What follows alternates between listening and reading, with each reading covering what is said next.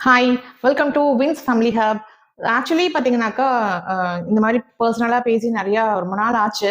So, இன்னைக்கு வந்து எத பத்தி நான் பேச போறேன்னாக்கா, ட்ரெண்டிங்கா போயிட்டுருக்கிற ஸ்ட்ரீட் டாக்ஸ பத்தி தான். ஸோ, ட்ரெண்டிங்கா போயிட்டு இருக்கனால அத பத்தி பேசணும் அப்படின்னு நான் இங்க வரல. ஆக்சுவலி நான் அதன் மூலியமா நெறையா அம் பாதிக்கப்பட்டேன் அப்படின்னு சொல்லலாம். ஸோ, அதுக்காக நான் அத பத்தி பேசணும் அப்படின்னு ஆசைப்பட்டேன். நெறைய விஷயம் எனக்கு தோணும். ஸோ, இதெல்லாம் பேசலாமா அப்படின்னு நெனச்சுட்டு, நெறைய விஷயம் நான் வந்து பேசாமயே அப்படியே விட்டுட்டேன். பட் இந்த விஷயம் வந்து நான் ஏன் பேசணும்னு நெனச்சேன்னா, ஆ நானும் சரி, என் குழந்தைங்களும் சரி, என்னை மாதிரி நெறைய பேர் வந்து இதனால அஃபெக்ட் ஆகுறதுனால நான் இத பத்தி பேசணும் அப்படின்னு நான் நெனச்சேன். அதே மாதிரி இது ரீசென்ட்டா இப்ப நீயா நானால கூட ஒரு டாபிக் எடுத்து பேசியிருந்தாங்க. ஸோ, அதனால இது என்னோட ஃபீட்பேக்க பத்தி நான் சொல்லணும் அப்படிங்கிறதுக்காக தான் இந்த வீடியோ நான் போஸ்ட் பண்றேன். ஸோ, ஆக்சுவலி இந்த ஸ்ட்ரீட் டாக்ஸ் பார்த்தீங்கன்னாக்கா, டே டூ டே லைஃப்ல எல்லாருமே ஃபேஸ் பண்ற ஒரு ப்ராப்ளமா இருக்கு. நான் சின்ன வயசுலலாம் பார்த்தீங்கன்னாக்கா, அதாவது நம்ம 80ஸ், 90ஸ்லலாம் பார்த்தீங்கன்னாக்கா, அவ்ளோ ஸ்ட்ரீட் டாக்ஸ் கிடையாது. ஸோ இருந்தாலுமே வந்து ஸ்ட்ரீட் டாக்ஸ்க்காக இந்த மாதிரி பயந்தது கிடையாது.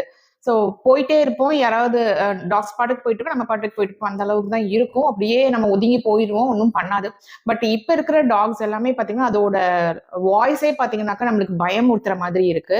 ஆ அது மட்டும் கிடையாது. நான் ஒரு ஒரு 10 இயர்ஸ் பேக்கே பார்த்தீங்கன்னாக்கா, என்னோட வொர்க் விஷயமா நான் ஒரு இடத்துக்கு போயிட்டு இருக்கும்போது, டூ வீலர்ல காலையில ஒரு 6:30க்கு போயிட்டு இருந்தேன். போயிட்டு இருக்கும்போது பார்த்தீங்கன்னா, ஒரு டாக் தான். பட் அது வந்து ரொம்ப ஜைஜாண்டிக்கல்லாம் இல்ல. ஒரு நார்மல் டாக் மாரி தான் இருந்தது. நார்மல் ஸ்ட்ரீட் டாக் மாரி தான் இருந்தது. அது அங்க இருந்தது. நான் இப்படி போகும்போது பார்த்தீங்கன்னாக்கா, சடனா என்னைய வந்து தொரத்த ஆரம்பிச்சுருச்சு. அதாவது ஒரு தொரத்த ஆரம்பிச்சோனே நான் பயந்துட்டு என்ன பண்றதுன்னு தெரியல. ஃபாஸ்ட்டா போயிட்டேன். பின்னாடியே ரொம்ப தூரம் தொரத்திட்டே வந்தது.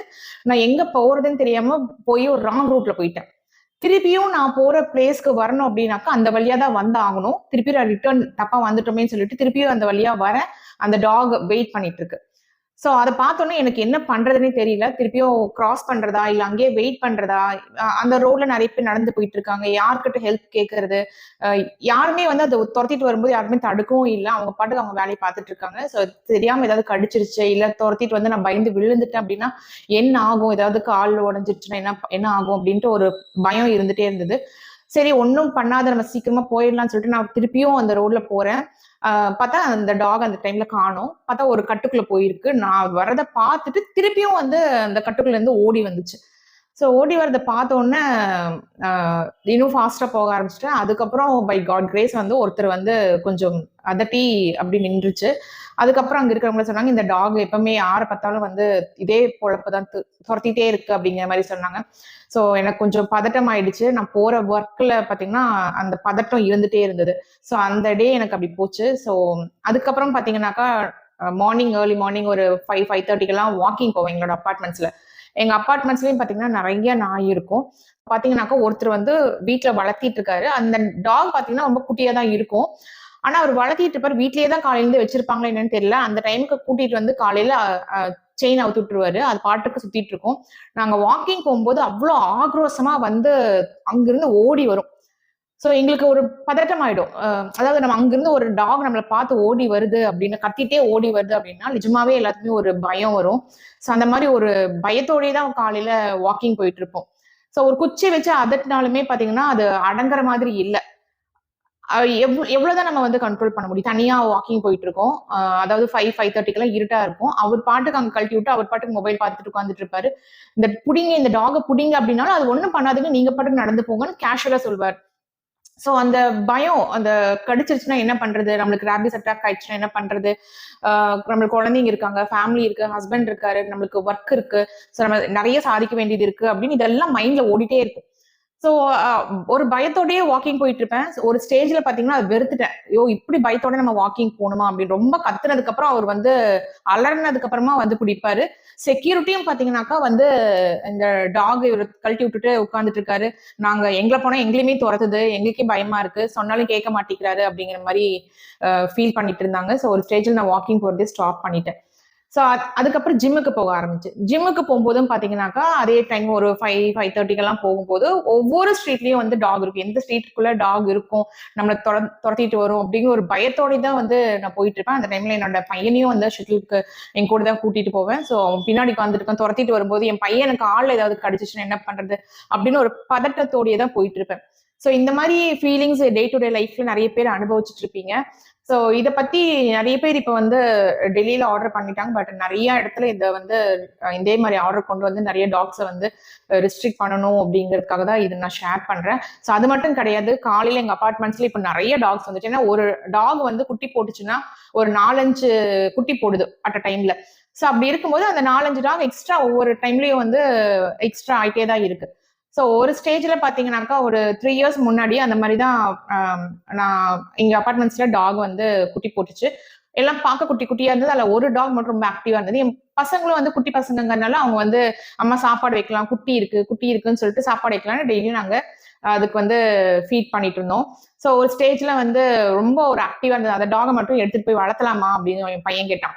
ஸோ எங்களுக்குமே ஆசையா இருந்தது. சரி குட்டி பசங்க ஆசைப்படுறாங்களே, பெட் டாக் தானே, சரி எடுத்து வளர்த்தலாம். நம்ம வீட்டுக்கிட்டேயே தான் பக்கத்திலேயே தான் எங்களோட பிளாக்குக்கு பக்கத்திலேயே தான் அது கார் கடையிலேயே தான் படுத்துட்டு இருக்கும்.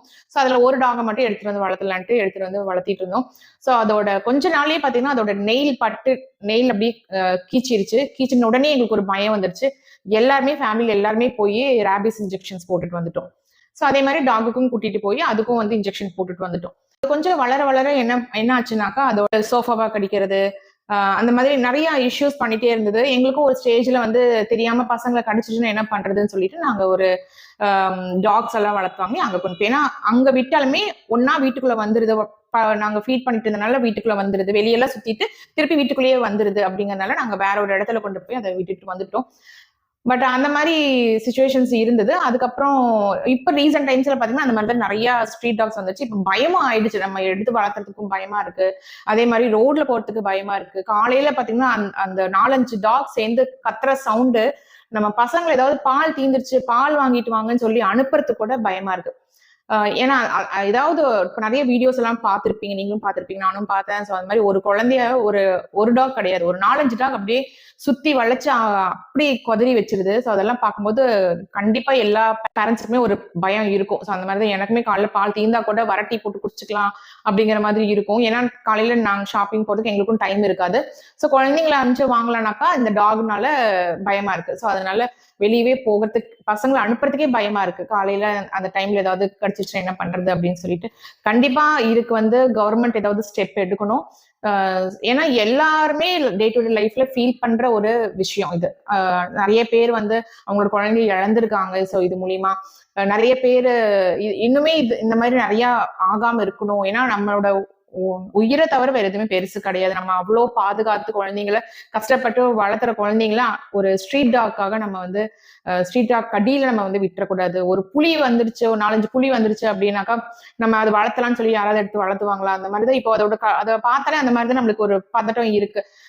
புலி மாதிரியே இருக்கு. அது கத்துற சவுண்ட் எல்லாம் பாத்தீங்கன்னா காலையில ஒரு 4-5 டாக் சேர்ந்து கத்தும் போது ஒரு வீட்டுக்குள்ள இருந்தாலுமே அந்த ஒரு ஃபியர், ஒரு படபடப்பா இருக்கு. ஸோ இந்த ப்ராப்ளம் சால்வ் ஆகணும்னா கவர்மெண்ட் ஏதாவது ஸ்டெப் எடுக்கணும்.